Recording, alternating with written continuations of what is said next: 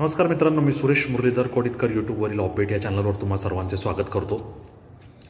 मित्रांनो, एक व्हिडिओ माझ्या पाहण्यात आला आणि त्या व्हिडिओमध्ये असं सांगितलं होतं की जिथं पूर्णता आहे, जिथं समाधान आहे, जिथं पूर्णत्व आहे, त्या दिशेने प्रवाह आकर्षित होत असतो. म्हणजे त्यांनी उदाहरण असं दिलं की सर्व नद्या या उताराच्या दिशेने वाहत वाहत जाऊन समुद्राला मिळतात. बरोबर आहे. कशासाठी मिळतात की समुद्र हा पूर्णतेचं, संपूर्णतेचं आणि शेवटच्या स्थानाचं प्रतीक आहे. म्हणजे तो परिपूर्ण आहे आणि त्या ठिकाणी जाऊन त्याच्यात सम्मिलित होऊन आपलं अस्तित्व विसरून जाऊन त्याचं होण्यात नदी समाधान मानते. आता दुसरं त्यांनी उदाहरण असं दिलं की तुम्हाला समजा विद्वान माणसाला, श्रीमंत माणसाला भेटायचं आहे किंवा ते तुमच्याकडं आले तर तुम्ही त्यांचं स्वागत कसं करणार? श्रीमंत माणूस असेल, विद्वान माणूस असेल, तुम्ही त्या पद्धतीने त्यांना भेटवस्तू देणार, पुष्पगुच्छ देणार. त्यांच्या क्षेत्रात त्यांनी जे ज्ञान मिळवलं आहे, काम केलं आहे, धनसंपत्ती कमवली, त्या अनुषंगाने चर्चा करणार, स्वतः अभ्यास करणार, तयारीने त्यांना सामोरे जाणार. तुम्हाला कोणाची मुलाखत घ्यायची झाली तर त्या मुलाखत ज्याची घ्यायची आहे त्यांच्याबद्दल सगळं पार्श्वभूमीचा अभ्यास करणार आणि तुमचे प्रश्न तयार करून त्यांची मुलाखत घेणार. मग आपल्याला जिथं पूर्णत्व हवं आहे, आपल्याला स्वतःला पूर्णत्व हवं आहे, तर आपण कसं वागायला हवं? आपल्या दारी याचक आला किंवा आपण जाता जाता कोणाला काही द्यायचं म्हणलं, भिक्षेकरी असेल तर आपण 5 रुपये देतो, 10 रुपये देतो, 20 रुपये देतो, पोळी भाजी असेल, जेवण असेल त्यांना देतो. तिथं त्यांची गरज असते, कारण ते अभावग्रस्त असतात. त्यांनी 2-5 रुपयाची मागणी केलेली असते, भूक लागली म्हणून अन्नाची मागणी केलेली असते. तिथं अभाव आहे. आणि जिथं अभाव नाही, जिथं पूर्णता आहे, जिथं समाधान आहे, सगळं प्राप्त झालं आहे, तिथं काही मागण्याची अपेक्षा नसते. तिथं स्वतःहून लोक त्यांच्यामध्ये सामील होत असतात. नदी समुद्रामध्ये सामील होते. मोठ्या मोठ्या माणसांपुढे लोक गेल्यावर त्यांच्या व्यक्तिमत्वाने, त्यांच्या वलयाने, त्यांच्या औरा जो असतो त्याने दिपून जातात आणि त्या पद्धतीने स्वतःमध्ये आवश्यक असेल ते बदल करून त्या पद्धतीने त्यांच्यापुढे स्वतः सादर होतात.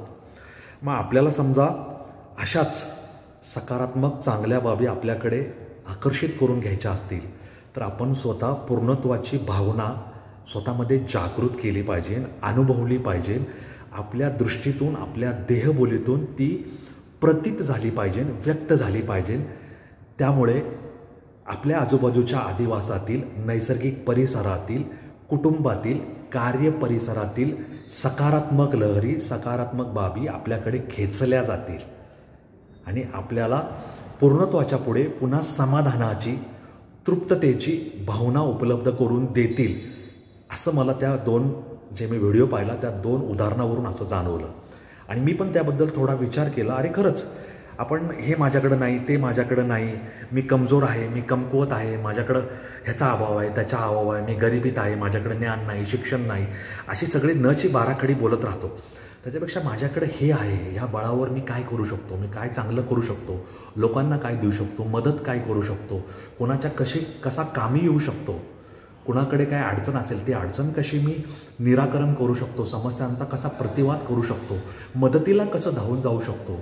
माझी पूर्णत्वाची भावना त्या अभावग्रस्ततेच्या, वंचित असणाऱ्या व्यक्तीच्या विविध कामांसाठी कशी लाभकारक, सहाय्यकारक ठरेल ह्याचा अभ्यास करून, ह्याचा शोध घेऊन जर आपण काम करायला लागलो तर आपल्या पूर्णत्वाकडून त्या अभावग्रस्ताकडे सुद्धा पूर्णत्वाचा प्रवाह वाहायला लागायला काही हरकत नाही. आणि असे मी एक पूर्ण, तो एक पूर्ण, असे पूर्णत्व, समाधान, संतृप्तता, त्याच्यानंतर संपूर्णता आणि तृप्तता ह्याचा अनुभव यायला काही हरकत नाही.